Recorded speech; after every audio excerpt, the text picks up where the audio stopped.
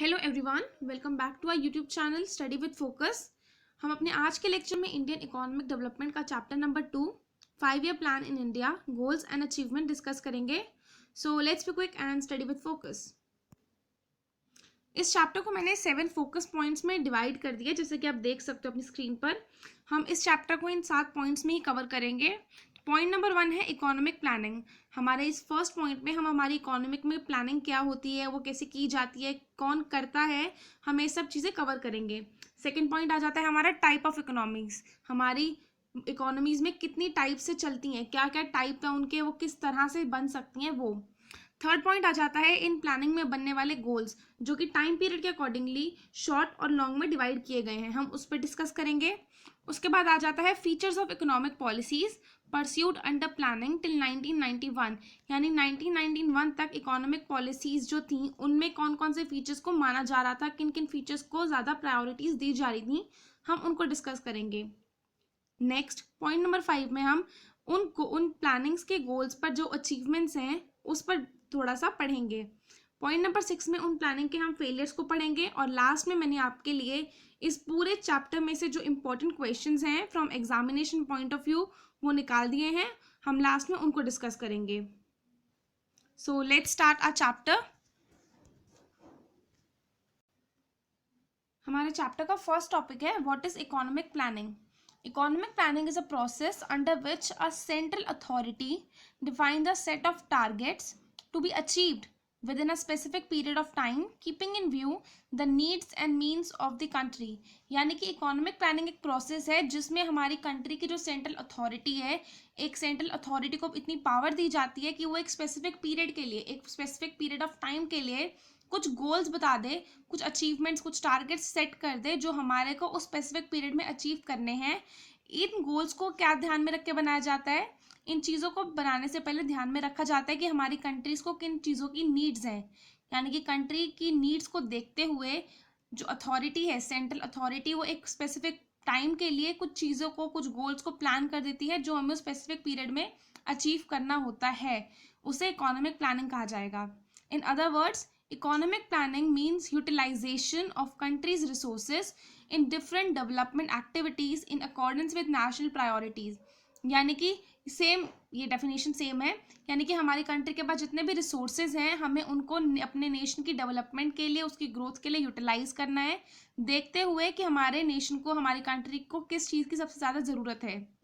अब इसमें एक बहुत इंपॉर्टेंट फैक्ट आ जाता है कि ये प्लानिंग करता कौन है। ये प्लानिंग कमीशन करता है। Planning commission is a central authority of India which formulates India's 5 year planning among other function. यानी कि प्लानिंग कमीशन इंडिया की एक सेंट्रल अथॉरिटी है जो इंडिया के जो 5 ईयर प्लान्स हैं उनको बनाती है। It was established in 1950। ये बहुत इंपॉर्टेंट पॉइंट है कि प्लानिंग कमीशन कब इस्टेब्लिश हुई थी। So planning commission was established in 1950। Third point is in India prime minister is the chairperson of planning commission. India में किसे चेयरपर्सन माना जाता है प्लानिंग कमीशन का, तो वो प्रेसिडेंट, अपने प्राइम मिनिस्टर को माना जाता है। Point number 4 is in February 2015 it has been renamed as policy commission. तो प्लानिंग कमीशन को फरवरी 2015 में प्लानिंग कमीशन से पॉलिसी कमीशन का नाम दे दिया गया। प्लानिंग कमीशन का काम होता है कि ये पॉलिसीज़ बनाती हैं, उन पॉलिसीज़ को बनाकर ऐसी पॉलिसीज़ डेवलप करती है ये नेशन के लिए जिससे हमारी कंट्री में ग्रोथ और डेवलपमेंट आ सके। उन पॉलिसीज़ का मेन रीज़न, उनके पीछे यही मेन मकसद होता है कि उनसे कंट्री के अंदर ग्रोथ और डेवलपमेंट आ जाए। इसमें एक छोटा सा क्वेश्चन और अराइज हो जाता है यहाँ पर, व्हाट इज कॉम्प्रिहेंसिव प्लानिंग। तो कॉम्प्रिहेंसिव प्लानिंग क्या होती है? Planning that cover both the social and economic aspect of growth is called comprehensive planning. बच्चे क्या होता है, प्लानिंग करते टाइम हम दो चीज़ों पे फोकस कर सकते हैं, या तो आप इकोनॉमिक एरियाज पे फोकस कर लीजिए जो आपका ट्रांसपोर्टेशन है, इंडस्ट्री है, एग्रीकल्चर है, ट्रेड है, या आप सोशली कर लीजिए फोकस, एजुकेशन पे, हेल्थ पे, लोगों के रहने पर, हाउसिंग पर, उन पे फोकस कर लीजिए। पर वो इकोनॉमिक प्लानिंग, वो गोल्स, वो अचीवमेंट्स, हमारे वो टारगेट्स जहाँ पर हम economic areas, agriculture, industry, transportation, trade और सोशल एरियाज, एजुकेशन, हेल्थ और हाउसिंग, इन दोनों को मिला के चलते हैं, दोनों को साथ लेकर चलते हैं, उसे कहते हैं comprehensive planning. In this system of planning, government herself participate in the process of growth and development। जो कंट्री कॉम्प्रिहेंसिव प्लानिंग लेके चलती है, जो कंट्री दोनों एरियाज पर फोकस करती है, माना जाता है कि वहाँ पर जो गवर्नमेंट है वो खुद ग्रोथ और डेवलपमेंट में पार्टिसिपेट कर रही है, वो खुद रूल्स बना रही है, वो खुद चाहती है कि उसका देश आगे बढ़े और उसके लिए उसने खुद से एक सेट ऑफ टारगेट्स बना दिए हैं। इसी के साथ हमारा एक छोटा सा और यहाँ पे एक डिस्कशन पॉइंट अराइव हो जाता है, which is free place of market forces. What is free place of market forces? क्या होता है हमारी मार्केट में, आपको जैसे पता है कि एक डिमांड और सप्लाई की फोर्स चलती है, वो है इंटेंजिबल फोर्स, पर मार्केट में वो एग्जिस्ट करती है। तो गवर्नमेंट अपने कुछ रूल से, अपने कुछ टेक्निक से उन पर थोड़ा सा कंट्रोल करती है, पर वो सिचुएशन, वो कंट्री की सिचुएशन जहाँ पर government market forces of demand और सप्लाई में इंटरफेयर नहीं करती, situation when the government of a country does not interfere with the market forces of supply and demand is known as free play of market forces। जहां पर government demand और supply में interfere नहीं करती, उसे free play of market forces कहा जाता है।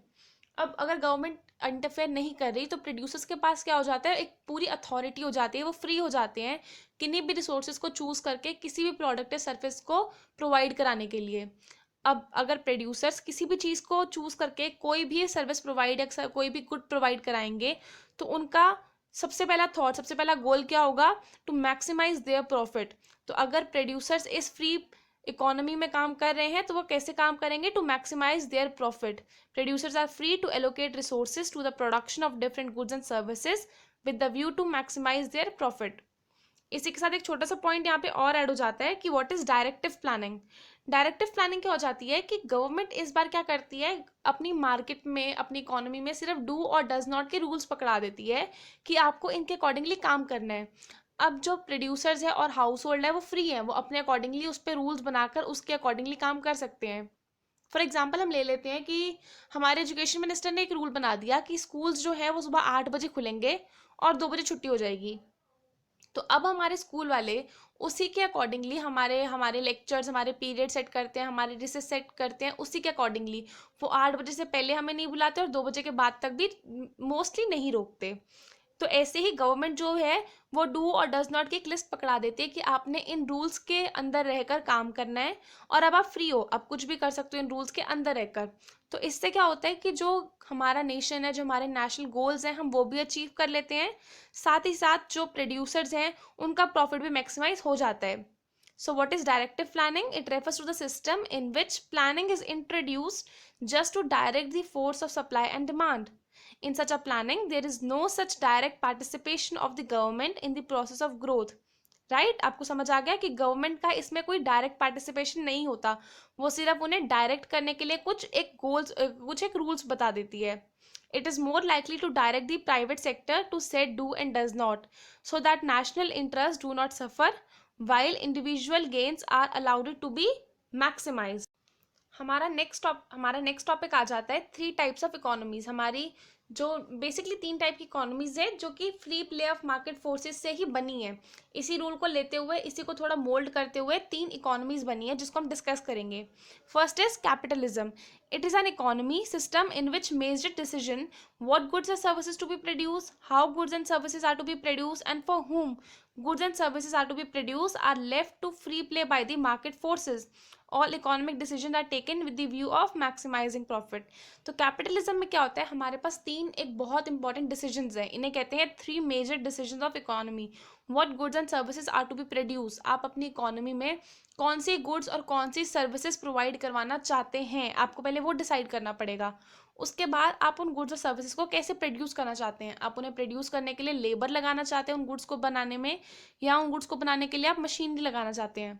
Point number 3 is for whom goods and services are to be produce. जो आपके गुड्स हैं वो आप कौन से सेक्शन के लिए बनाना चाहते हैं। अगर आप डायमंड्स बनाएंगे तो वो ऑब्वियस रीज़न जो बहुत ज़्यादा रिच लोग हैं वही खरीद पाएंगे, और अगर आप गेहूँ उगाएंगे तो वो सब खरीद पाएंगे, और मोस्टली पुअर पीपल भी खरीद पाएंगे क्योंकि वो खाना है, वो सब खरीद सकते हैं, वो सबको खरीदना ही पड़ेगा।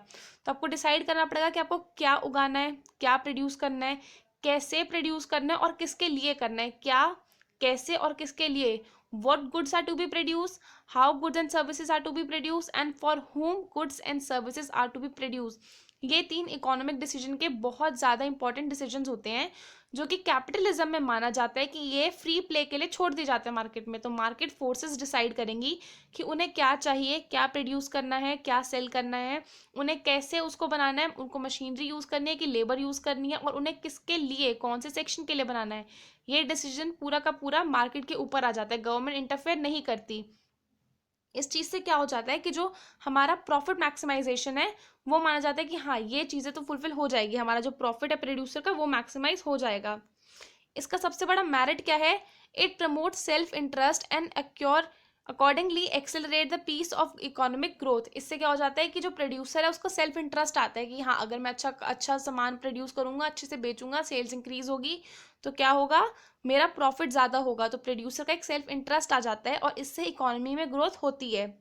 Demerit is it ignores social interest. Poor section of the society are often suffers. अगर मान लीजिए मैं मान लूँ, मैं एक प्रोड्यूसर और मैं मान लूँ कि मुझे डायमंड और गोल्ड में डील करनी चाहिए क्योंकि वो बहुत एक्सपेंसिव है और उससे मेरा मैक्सिमम प्रॉफिट हो जाएगा।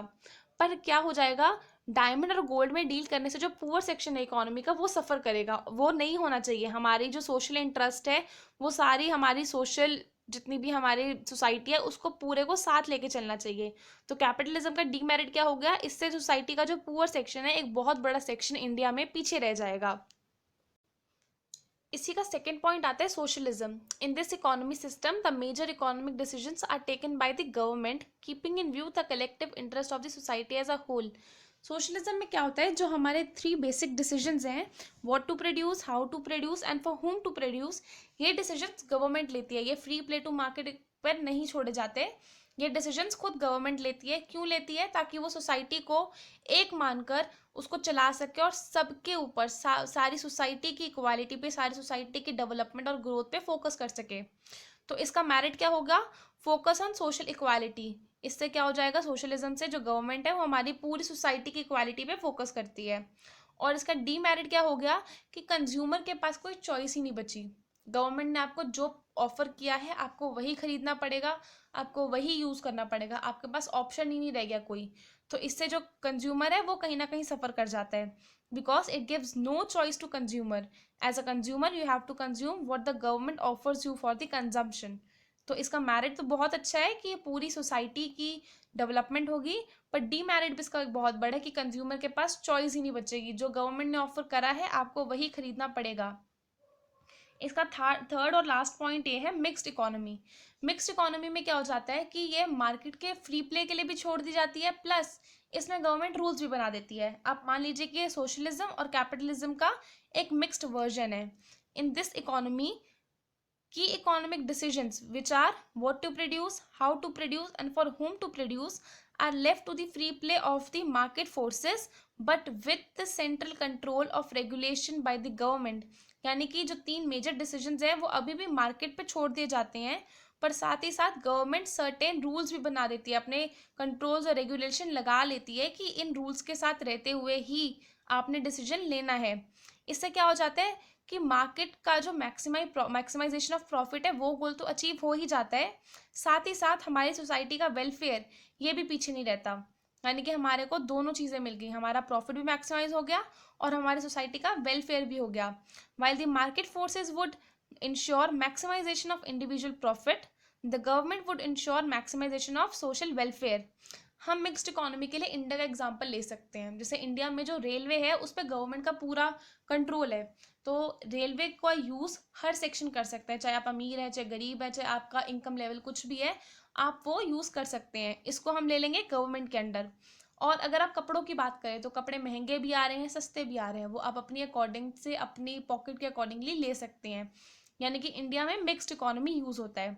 तो इसका मेरिट क्या हो जाएगा मिक्स्ड इकोनॉमी का, it enhance quality and social justice. यानी कि जो चीज़ रेलवे जो सबको मिलनी चाहिए मिल रही है, और कपड़ों पे भी सबकी चॉइस, आपने जैसा लेना है आप वैसा ले सकते हो। इससे क्या हो गया, हमारी इक्वालिटी भी हो गई और सोशली हमारे को जस्टिस भी मिला। ऐसा नहीं है कि एक कोई सेक्शन हमारा पीछे रह गया। इट रिस्पेक्ट कंज्यूमर्स चॉइस, क्योंकि यहाँ पे प्रोड्यूसर के पास भी राइट है, free play of the market forces है, तो कंज्यूमर को भी ज़्यादा चॉइस मिली, आप कुछ भी खरीद सकते हो, आपके पास पूरी चॉइस है। इट प्रमोट सेल्फ इंटरेस्ट, क्योंकि प्रोड्यूसर के पास राइट है, वो कुछ भी प्रोड्यूस कर सकता है अपने अकॉर्डिंगली, तो उसका मैक्सिमाइजेशन प्रॉफिट हो जाएगा और उसका भी एक इंटरेस्ट, सेल्फ इंटरेस्ट उस मार्केट में बना रहेगा। इसका डीमेरिट आ जाता है, due to lack of accountability and self interest public sector tends to become inefficient and corrupt. कई कई बार क्या हो जाता है कि जो पब्लिक सेक्टर है उसका इस जगह पर इंटरेस्ट नहीं आ पाता, इसलिए क्या हो जाता है, करप्शन के केस और इनसफिशिएंसी बढ़ जाती है। अब हमारे चैप्टर का थर्ड इंपॉर्टेंट पॉइंट स्टार्ट हो जाता है, long period and short period goals of planning in India. जब हम गोल सेट करते हैं ना, तो हम एक टाइम सोच लेते हैं कि हाँ ये गोल ज़्यादा बड़ा है, इसको अचीव होने में टाइम लगेगा, तो हम इसको लॉन्ग पीरियड गोल मान लेते हैं। लॉन्ग पीरियड यूजुअली 5 साल के लिए माने जाते हैं, और शॉर्ट पीरियड हम 1 साल के लिए या 1.5 साल के लिए, हम बेसिकली 1 साल के पीरियड के लिए हम मान लेते हैं कि अचीव हो जाएगा, हम अचीव करने की कोशिश करेंगे।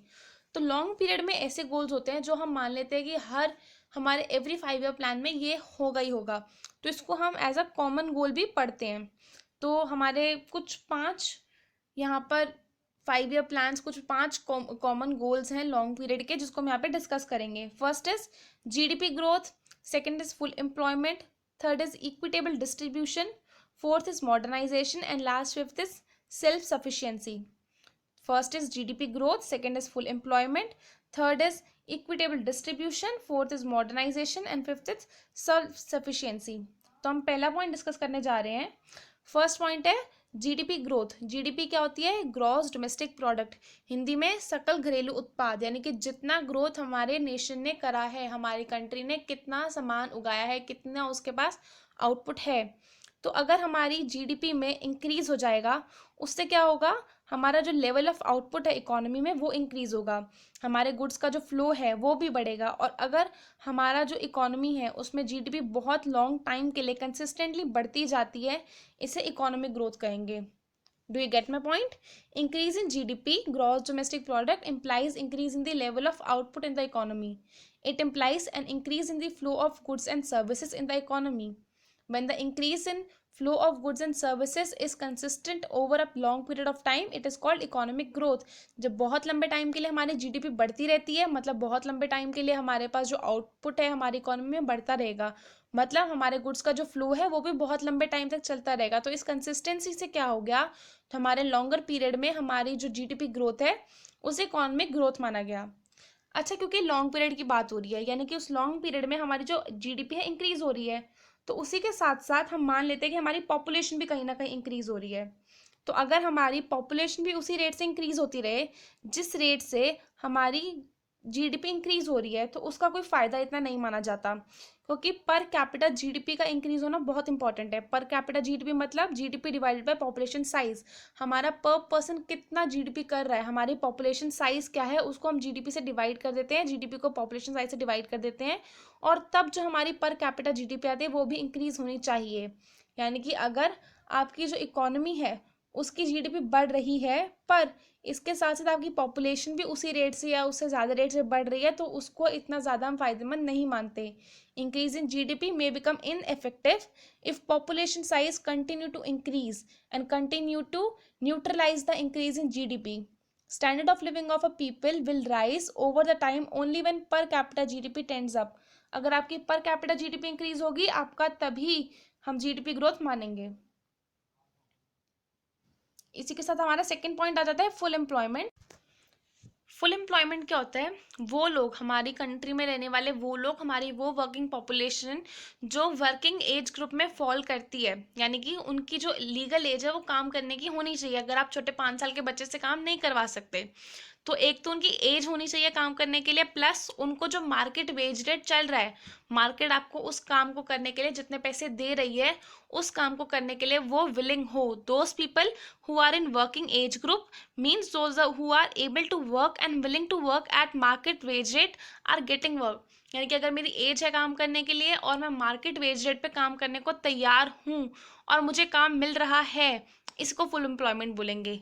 ठीक है, this is a social objective of planning, यानी कि ये प्लानिंग का एक सोशल ऑब्जेक्टिव है। इससे माना जाता है कि वो लोग जो एज में आ तो रहे हैं, जिनकी वर्किंग एज तो है पर वो काम ही नहीं करना चाहते, और अगर उन्हें काम नहीं मिल रहा तो उसको हम अनएम्प्लॉयमेंट नहीं मानेंगे, क्योंकि वो काम ही नहीं करना चाहते। तो वो लोग जो सच में काम करना चाहते हैं एट मार्केट वेज रेट, अगर उन्हें काम ना मिले तब हम अनएम्प्लॉयमेंट मानते हैं। और फुल एम्प्लॉयमेंट जो है वो हमारा सोशल ऑब्जेक्टिव ऑफ प्लानिंग। अच्छा, एक इसमें एक बहुत ज़्यादा इंपॉर्टेंट पॉइंट आ जाता है कि फुल एम्प्लॉयमेंट का मतलब ज़ीरो अनएम्प्लॉयमेंट है। अगर हम देखें तो मतलब तो यही बनता है कि अगर किसी कंट्री में फुल एम्प्लॉयमेंट है मतलब जीरो अनएम्प्लॉयमेंट है, पर ऐसा होता नहीं है। आप एक सिचुएशन सोचिए जहां पर एक पर्सन है एक्स, उसने एक कंपनी से काम छोड़ दिया, पर वो चाह रहा है कि वो दूसरी कंपनी में काम करेगा। मिस्टर एक्स जो है उसने एक कंपनी से काम छोड़ दिया, किसी भी रीजन से छोड़ दिया, वहां पे सैलरी कम है या कुछ भी, या फिर वो कहीं शिफ्ट हो गया या कुछ भी रीजन से, और वो कंपनी बी में शिफ्ट हुआ है। तो ऐसे में अगर हम उन 2 दिन की बात करें जहाँ जब वो शिफ्ट कर रहा था, या जो शिफ्टिंग प्रोसेस में 2 दिन 3 दिन लग गए, उस दिन की बात करें, तो तब तो एक बंदा अनएम्प्लॉयड आ गया। पर क्या वो सच में अनएम्प्लॉयड है? नहीं, वो तो सिर्फ शिफ्ट कर रहा है, तो उसके लिए उसको टाइम लग गया। यानी कि फुल एम्प्लॉयमेंट कभी भी जीरो अनएम्प्लॉयमेंट नहीं होती। फुल एम्प्लॉयमेंट डजंट मीन ना सिचुएशन ऑफ जीरो अनएम्प्लॉयमेंट। हम मान सकते हैं कि हमारे को अपनी कंट्री में फुल एम्प्लॉयमेंट चाहिए, पर इसका मतलब ये नहीं है कि हमारी कंट्री में जीरो अनएम्प्लॉयमेंट की सिचुएशन अराइज हो जाएगी। आई होप आपको ये पॉइंट समझ आ गया। It refers to situation when all the people in the working age group means those who are able to work are willing to work at market rate are getting work. This is the social objective of planning. Third हमारा point आ जाता है इसके अंदर, equitable distribution और equality. अच्छा आप सोचिए कि एक डॉक्टर है, वो सिर्फ वो अपनी 1 घंटा ऑपरेशन करता है और उसको 50,000 रुपीज़ पे हो जाते हैं। और सेम उसी ऑफिस में क्लर्क है जो पूरा साल काम करता है और उसको तब 50,000 पे होते हैं।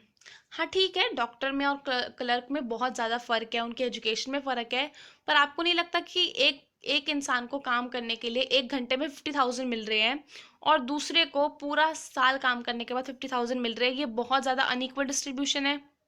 तो हमारी गवर्नमेंट यही चाहती है, एक 5 ईयर प्लान, एक लॉन्ग टर्म प्लान में इक्विटेबल डिस्ट्रीब्यूशन को अचीव करने का यही मतलब है कि जो इक्वालिटी है वो आए। ऐसा नहीं है कि हम ऐसी सैलरी, ऐसा वेज रेट रख दें कि पुअर जो है वो और पुअर होता जाए और जो रिच सेक्शन है वो ज़्यादा अमीर होता जाए। ऐसा नहीं होना चाहिए।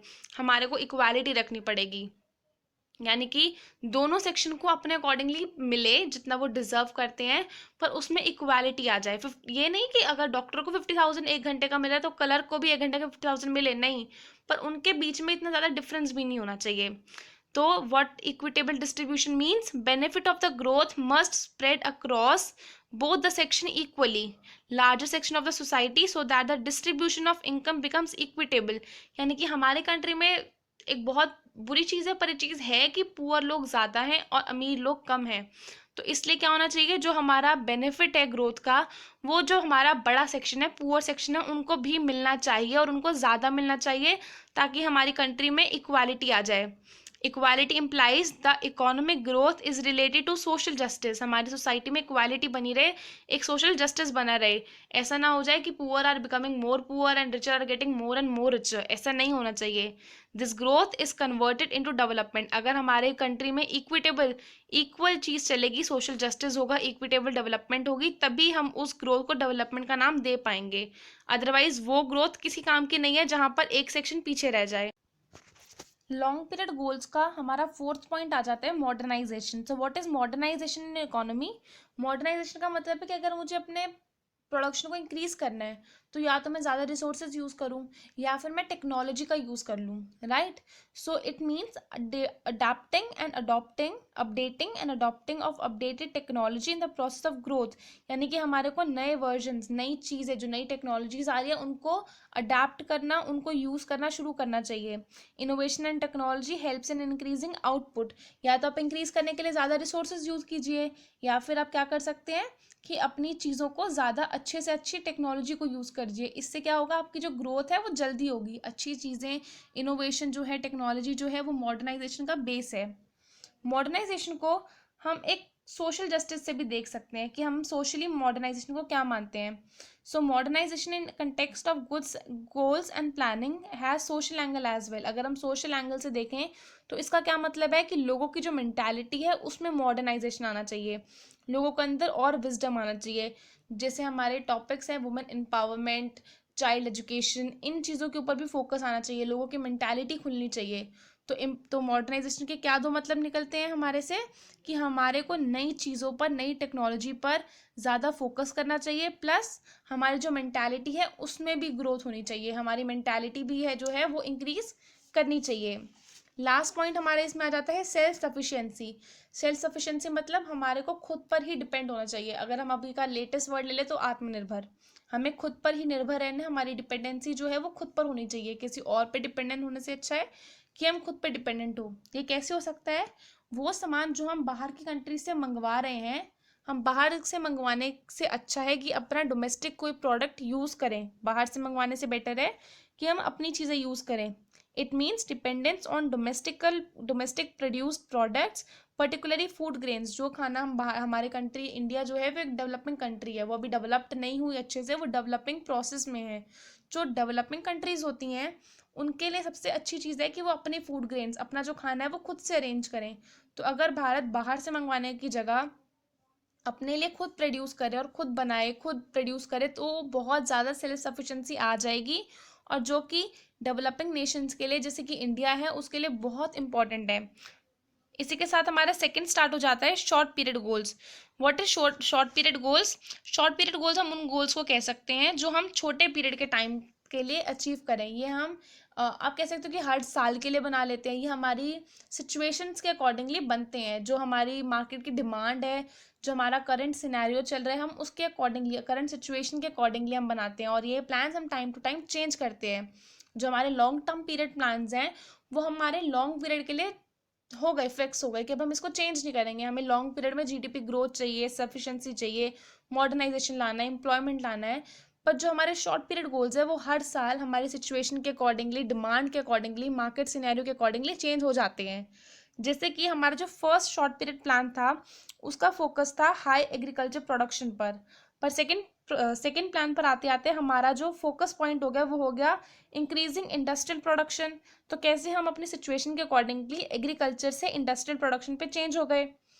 थर्ड प्लान में हमने self sufficiency of food grain को अपना लिया कि अब हमने किस पे फोकस करना है कि हमारी कंट्री खुद को खाना प्रोवाइड कराने के लिए तो एटलीस्ट सफिशिएंट हो ही। फोर्थ पॉइंट आ जाएगा हमारे पास, जो फोर्थ प्लान था, price stability and fuller utilisation of man power. हमारा फोर्थ पॉइंट, हमारा जो फोर्थ प्लान था शॉर्ट पीरियड, उसमें लोग, हमने, हमारी कंट्री ने किस चीज़ पे फोकस करा? हमने फोकस करा कि जो प्राइस है वो स्टेबल रहे, बहुत ज़्यादा बढ़े ना, ज़्यादा कम ना हो, ताकि लोगों के लिए एक स्टेबिलिटी रहे मार्केट में। और जितने भी हमारे पास मैन पावर है, जितने भी लोग काम करना चाहते हैं, जो भी उस एज ग्रुप में आ रहे हैं जो काम करना चाहते हैं, वो उनको अच्छे से हम यूटिलाइज कर पाएँ। कोई भी ऐसा इंसान जो काम करना चाहता है वो अनएम्प्लॉयड ना रह जाए। फिफ्थ और सिक्स्थ प्लान में हमने बेसिकली पॉवर्टी के ऊपर बहुत ज़्यादा ध्यान दिया कि जो हमारी कंट्री से पॉवर्टी है वो कम हो जाए। सेवन्थ प्लान में हमने इसी तरह एम्प्लॉयमेंट अपॉर्चुनिटीज़ को इंक्रीज़ करने पे फोकस करा कि हम ऐसा क्या करें, हमारी कंट्री ऐसी कौन सी पॉलिसीज़ बनाए, ऐसी कौन से ट्रिक्स लाए अपनी गवर्नमेंट, अपनी मार्केट के अंदर, अपनी कंट्री के अंदर, कि हमारी जो एम्प्लॉयमेंट अपॉर्चुनिटीज़ है वो और ज़्यादा बूस्ट हों और ज़्यादा इंक्रीज़ हों।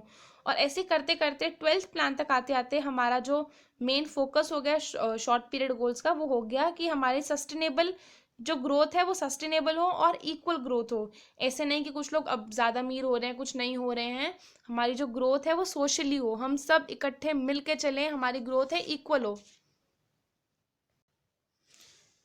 इसी के साथ चैप्टर का फोर्थ पॉइंट आ जाता है, जो मैंने फोर्थ फोकस पॉइंट बनाया था, features of economic policies pursued under planning till 1991।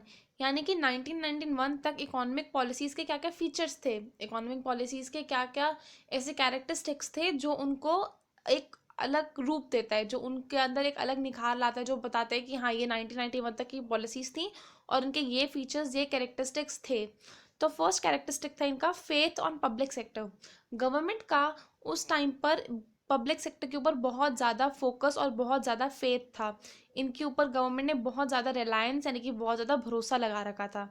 हमारी गवर्नमेंट ने वैसे तो मिक्स्ड इकोनॉमी का सिस्टम अपनाया था, बट स्टिल उन्होंने पब्लिक सेक्टर को बहुत ज़्यादा सपोर्ट किया हुआ था। इतना ज़्यादा सपोर्ट था कि इंडस्ट्रियल पॉलिसीज़ 1956 एक्ट के अंडर उन्होंने 17 इंडस्ट्रीज़, यानी 17 काम करने की चीज़ों पर 17 इंडस्ट्रीज़ के ऊपर रिस्ट्रिक्शन लगा दी, यहाँ पे रिजर्वेशन कर दी कि यहाँ पे प्राइवेट सेक्टर आ ही नहीं सकता।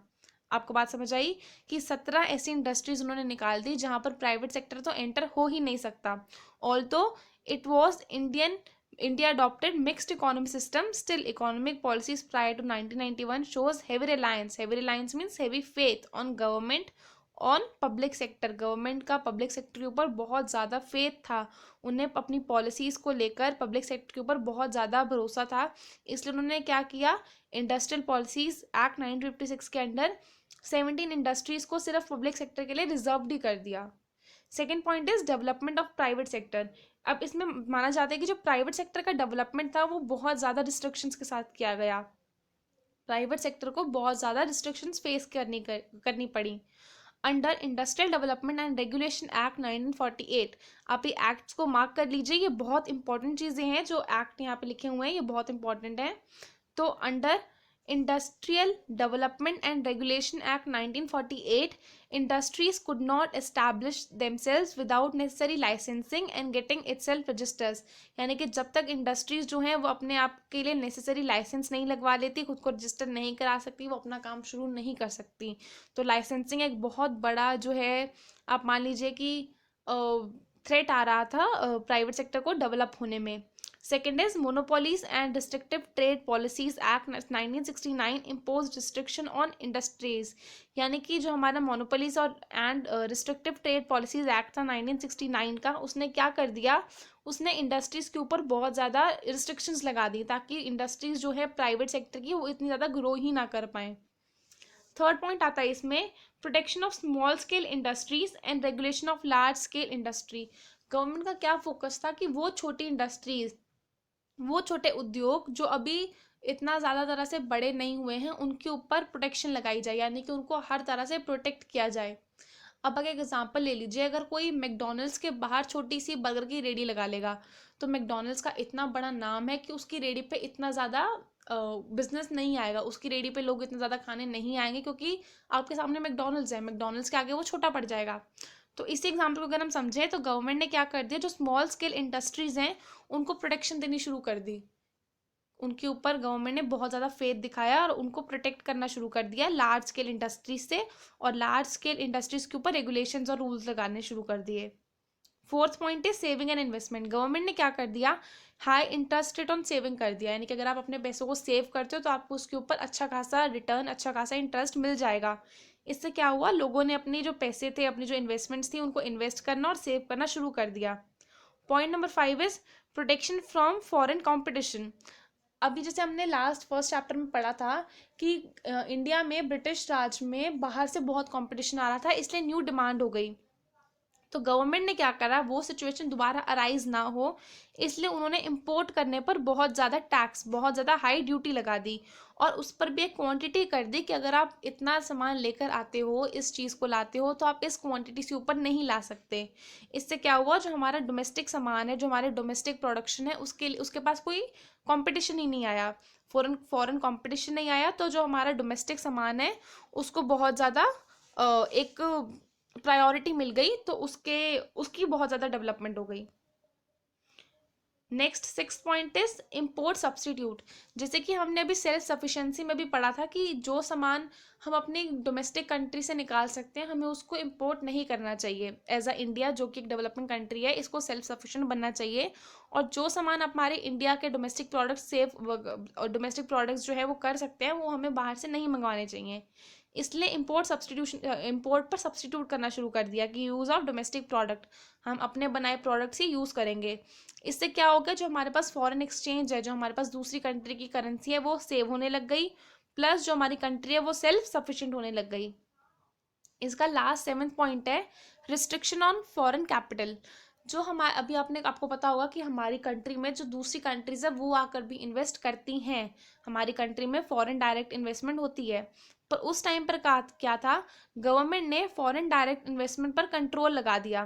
Foreign direct investment was controlled and regulated through foreign exchange regulation act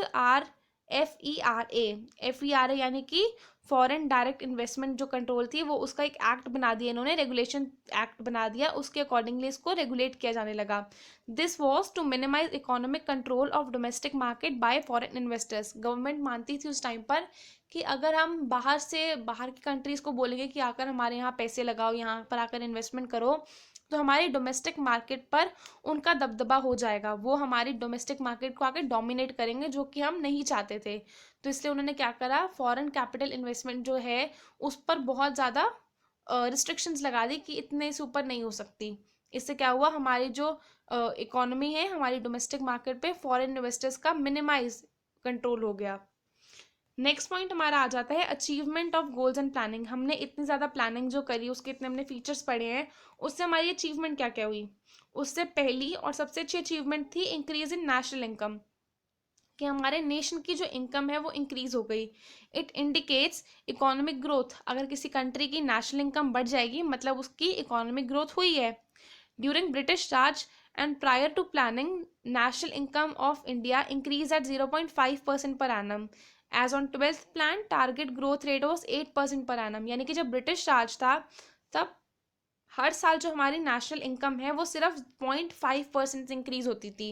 यानी कि लास्ट ईयर जितनी हुई है इस ईयर सिर्फ उसका 0.5% ही इंक्रीज होगी। पर 12th प्लान तक आते आते हमारी गवर्नमेंट ने उसको 8% तक एक्सपेक्ट करना शुरू कर दिया था। तो आप देख लीजिए कितना बड़ा चेंज आया है। 0.5 के इंक्रीज से हम 8% के इंक्रीज पर आ गए। Second point is increase in per capita income. Per capita income मतलब हमारी जो टोटल इनकम है उसको हम टोटल पॉपुलेशन से डिवाइड कर देते हैं, यानी कि हमारा एक पर्सन, एक एवरेज पर्सन कितना कमा रहा है। Per capita income means average income earned bye a person in a given area in a specific year, यानी कि हमारे एरिया में, हमारी कंट्री में एक स्पेसिफिक पीरियड में, इस साल या 2 साल का मिलाकर एक पर्सन ने कितना कमाया है। यूजली 1 साल का ही निकाला जाता है। तो इस 1 साल में हमारे इंडिया के पर पर्सन ने कितना कमाया, एवरेज इनकम निकाली जाती है। तो during the period of planning per capita income increased at the rate of 2.9% per annum. In 2019 and 2020 it shows 6.8% increase in compared to 2018 और 2019। यानी कि 2019-20 में 6.8% इंक्रीज हुआ है। अभी जो हमारा रिसेंट 1920 सेशन गया है इसमें हमारा 6.8% इंक्रीज हुआ है पर कैपिटा इनकम में 2018-19 के कंपैरिजन में। In 2019-20 it shows 6.8% increase as compared to 2018 and 19। Third point is rise in rate of capital formation. Capital formation क्या होता है? It is a part of country's current output and imports which is not consumed or exported during the accounting period but set aside as an addition to its stock of capital goods. यानी कि rate of capital formation क्या होता है कि वो हमारी country का output जो या तो हमने खुद से उगाया है या बाहर से कहीं से इम्पोर्ट करा है और हमारे अकाउंटिंग पीरियड में हमने उसको यूज़ नहीं करा, ना ही यूज़ करा है ना ही बाहर किसी और कंट्री में दे दिया है। यानी कि अपना उगाया हुआ सामान, अपना आउटपुट, और बाहर से मंगाया हुआ सामान जो ना तो हमने यूज़ करा है ना किसी को बाहर बेच दिया है, वो हमने क्या करा है, अपने पास साइड में रख लिया है addition to stock of capital goods. ये हम स्टॉक करके रख रहे हैं। तो 1951 में क्या था, हमारा 8.6 था। जितनी भी हमारी सेविंग थी वो नेशनल इनकम की 8.6% थी। और यही 2014-15 में क्या हो गया, 34.2% हो गई। तो आप देख लीजिए 1950 से लेके 51 वाला सेशन और 2014-15 वाला सेशन, इसमें आते आते कितना बड़ा डिफरेंस आ गया। 8.6 से 34.2% का हमारे पास इंक्रीज आ गया। फोर्थ पॉइंट हमारे पास आ जाता है इकोनॉमिक इंफ्रास्ट्रक्चर। इकोनॉमिक इंफ्रास्ट्रक्चर में इंक्लूड हो जाता है transportation, communication, irrigation facilities, power, banking, insurance, ये सब कुछ।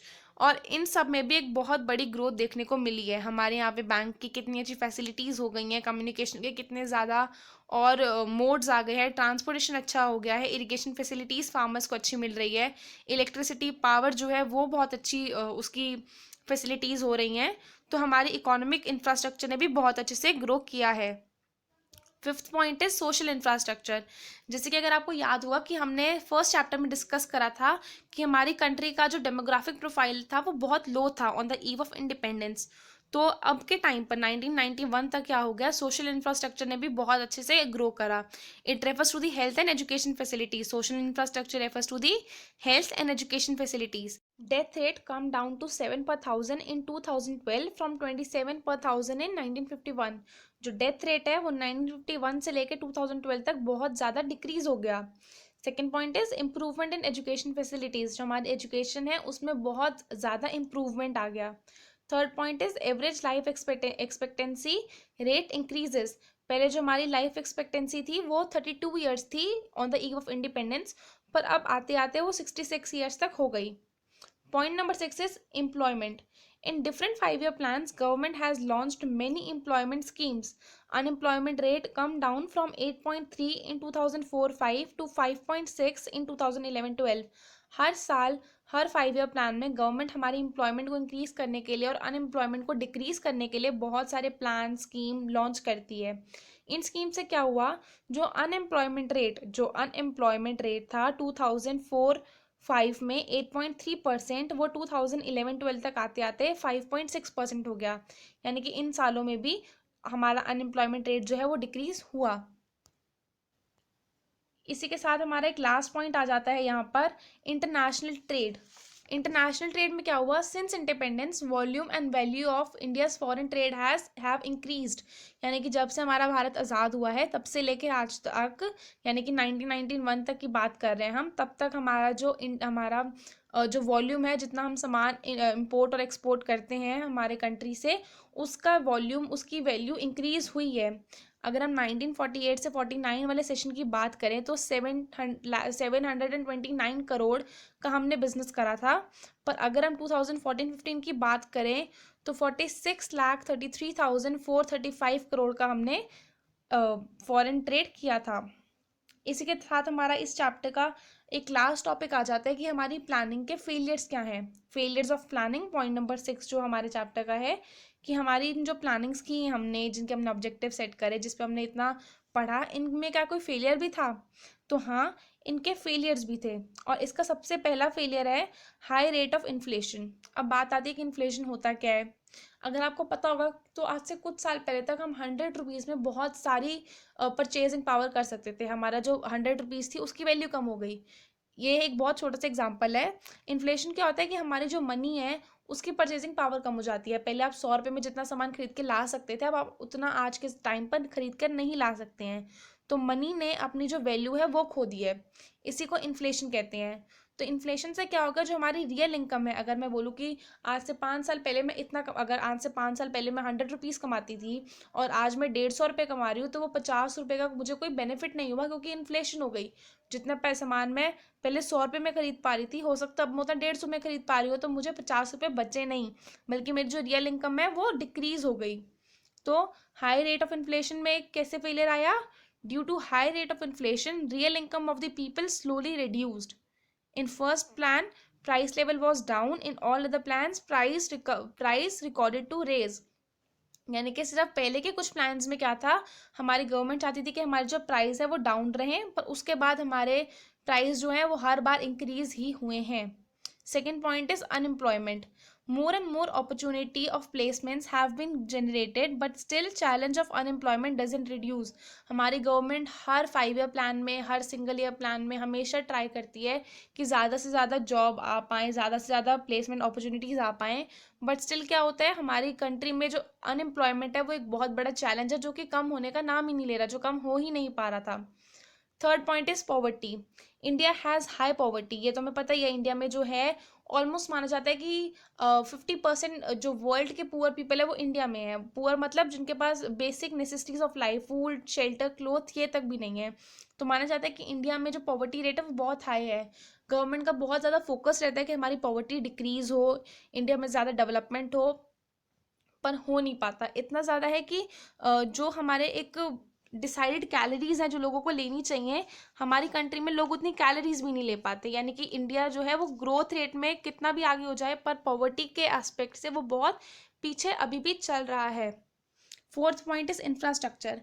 अगर हम अपने जो विलेजेस हैं और जो हमारे शहर के इलाके हैं, इनमें कंपैरिजन करें तो इनमें इलेक्ट्रिसिटी का बहुत डिफरेंस आ जाएगा, हमारी रोड्स का डिफरेंस आ जाएगा। गांव में अभी भी बहुत सारी जगह है जहाँ पे पक्की सड़कें नहीं हैं, पर शहरों में हैं।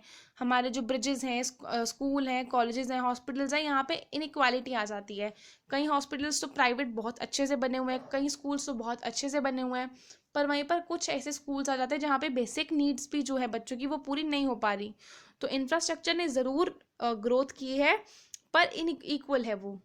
Okay, development of infrastructure includes power, roads, dams, bridges, schools, colleges and hospital, but it is grow but in equal size. इसके बाद फिफ्थ पॉइंट आ जाता है अनबैलेंस्ड डिस्ट्रीब्यूशन। यानी कि जो हमारे इनकम का डिस्ट्रीब्यूशन है वो बहुत अनइक्वल है। कुछ कम लोगों के हाथ में हमारी इकोनॉमी की जीडीपी का बहुत बड़ा पार्ट चला जाता है और बाकी बहुत बड़े सेक्शन के पास बहुत थोड़ा सा जीडीपी आता है। समझ आया?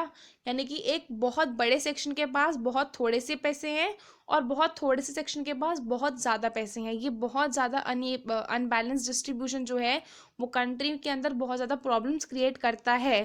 Problem of unequal distribution becomes so serious in India so that economic and social inequality becomes worse so that government has to offer reservations। इसी के साथ मैंने कुछ इंपॉर्टेंट क्वेश्चंस बनाए हैं आप लोगों के लिए जो कि एग्जामिनेशन पॉइंट ऑफ व्यू से बहुत ज़्यादा इंपॉर्टेंट हैं। मैं चाहूँगी कि आप ये लोग डिस्कस कर लें और इनके ऊपर ध्यान दें, और अगर आपको इनमें कुछ डाउट आता है तो आप नीचे कमेंट सेक्शन में पूछ सकते हैं। So question number 1 is poverty has reduced but the difference between rich and poor increases. Comment. हम मानते हैं कि हमारी कंट्री में पॉवर्टी डिक्रीज हुई है, पहले जितने लोग गरीब थे अब उतने नहीं है, लोगों का स्टैंडर्ड ऑफ लिविंग कहीं ना कहीं इंक्रीज हुआ है, बट स्टिल रिच और पुअर के बीच का जो डिफरेंस है वो बढ़ गया। यानी कि जो अमीर लोग हैं वो ज़्यादा अमीर होते जा रहे हैं और जो गरीब लोग हैं वो ज़्यादा गरीब होते जा रहे हैं। तो इस पर कमेंट करने को कहा गया है। तो यहाँ पे आप क्या मेंशन कर सकते हैं? यहाँ पे आप अनइक्वल डिस्ट्रीब्यूशन को मेंशन कर सकते हैं और मेंशन कर सकते हैं कि हमारी इकोनॉमी में इक्वालिटी होनी चाहिए। अनइक्वल डिस्ट्रीब्यूशन जो है वो फेलियर ऑफ प्लानिंग से आप ले सकते हैं, और जो हमारा अनइक्वल डिस्ट्रीब्यूशन है आप उसको हमारा फर्स्ट जो हमने टॉपिक डिस्कस करा था 5 ईयर लॉन्ग टर्म प्लान, आप उसमें से ले सकते हैं। Second question is explain difference between equal and unequal distribution income. Which one is more important and why? Equal income को हम मान सकते हैं कि अगर एक पर्सन, अगर एक कंट्री में अगर एक डॉक्टर जो है वो अगर 1 घंटे का 50,000 चार्ज कर रहा है तो बाकी सबको, चाहे वो वॉचमैन हो, चाहे वो टीचर हो, चाहे वो कोई भी काम कर रहा हो, उसको सबको 1 घंटे का 50,000 मिले। ये हो गया इक्वल। और इक्विटेबल डिस्ट्रीब्यूशन हो गया कि जितना आप डिजर्व करते हो उतना मिले पर ज़्यादा डिफरेंस ना हो। अगर कोई जितना डिजर्व कर रहा है उसको उतना मिले पर डिफरेंस ज़्यादा ना हो। तो which one is more important? Equitable distribution is more important, क्योंकि इक्वल डिस्ट्रीब्यूशन तो हो ही नहीं सकता, इक्विटेबल डिस्ट्रीब्यूशन हो सकता है। तो equitable distribution is more important. आप इसमें ये चीज़ लिख सकते हैं। अगर आप वापस पीछे वीडियो को देखेंगे तो जो लॉन्ग टर्म प्लान्स थे उसमें हमने पॉइंट नंबर 3 डिस्कस करा था, इक्विटेबल डिस्ट्रीब्यूशन और इक्विटी। आप यहाँ पर वो पॉइंट मेंशन कर सकते हैं, फर्स्ट पॉइंट में भी आप वो मेंशन कर सकते हो और आप उसको सेकंड पॉइंट में भी मेंशन कर सकते हैं। Third question is state 4 features of economic policies as pursued under India till 1991। तो इन पॉलिसीज में आप लिख सकते हैं, जैसे कि हमने जहाँ पे 4 फीचर्स आपको मेंशन करने के लिए बोल रखे हैं, तो आप ये 4 फीचर्स कोई भी कर सकते हैं मेंशंस। चाहे आप heavy reliance on public sector करें, regulation development of private sector कर सकते हैं, स्मॉल स्केल इंडस्ट्रीज की प्रोटेक्शन को आप इसमें मेंशन कर सकते हैं। आप इसके अंदर protection from foreign competition mention कर सकते हैं, restriction on foreign capital development पे कर सकते हैं, focus on import substitute mention कर सकते हैं। आप यहाँ पे बहुत कुछ मेंशन कर सकते हैं। Fourth question is explain how unemployment has rise despite the fact that opportunities of employment have also raised। तो यानी कि इस क्वेश्चन में पूछा गया है कि जो हमारी अनएम्प्लॉयमेंट है वो बढ़ रही है, पर ये फैक्ट भी हम नहीं भुलवा सकते कि जो हमारी अपॉर्चुनिटीज़ है एम्प्लॉयमेंट की वो भी बढ़ी हैं। तो अगर एम्प्लॉयमेंट की अपॉर्चुनिटीज़ बढ़ रही हैं तो फिर अनएम्प्लॉयमेंट कैसे बढ़ रही है? ये क्वेश्चन बहुत इंपॉर्टेंट है। इसमें आप मेंशन कर सकते हो कि अगर एम्प्लॉयमेंट की अपॉर्चुनिटीज़ बढ़ रही हैं तो साथ साथ हमारी पॉपुलेशन भी बढ़ रही है, तो उस पॉपुलेशन के अकॉर्डिंगली वो अपॉर्चुनिटीज़ इक्वल नहीं बैठ रही, और साथ ही साथ जो हम काम करना चाह रहे हैं हो सकता है कि मार्केट हमें उस वेज रेट पर या फिर वो हमारा जो काम हम करना चाहते हैं वो प्रोवाइड ना करवा रही हो। आप इस पर ही लिख सकते हैं। इसके साथ साथ मैं आई होप कि आपने ये पीडीएफ नोट कर लिया होगा, पर अगर आपने नहीं करा तो नीचे डिस्क्रिप्शन बॉक्स में ये पूरा पीडीएफ अवेलेबल है, आप वहाँ से देख सकते हैं। और अगर आपको ये वीडियो अच्छा लगा हो तो please subscribe it, like it and share it among your friends so that it can help other students also. And at last, thank you for watching the video till the end. Thank you.